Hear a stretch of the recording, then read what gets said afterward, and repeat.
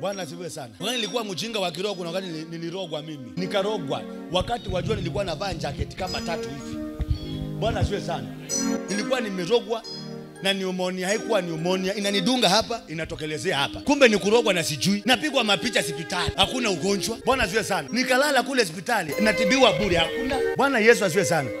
Wengine wakilala kwa nyumba, nikasumbua mama. Nilikuwa na time, anytime I can go. Kwa hivyo badala ya kulala nilikuwa naangalia ili kifo ikikuja nione vizuri, isinipate kama siko aware, nikiwa mjinga wa kiroho. Haleluya. Si mchana, si kila saa, majacket zaidi ya 3. Nilipofunguliwa macho ya kiroho na nikaona nani ananifanyia hivi. Bwana apewe sifa sana. Tulikabiliana hivi kwa hivi, macho kwa macho. Wachana na maisha yangu ama nikumalize wewe. Bwana asifiwe sana. Wacha kuniroga uniwezi. Na hiyo ikaenda kwa watoto wako. Bwana asifiwe sana. Inua mkono useme kuanzia leo mimi sitachezewa. Watoto wangu hawatachezewa. Destiny yangu haitachezewa. Maisha yangu hayatachezewa katika jina la Yesu Kristo. Haleluya.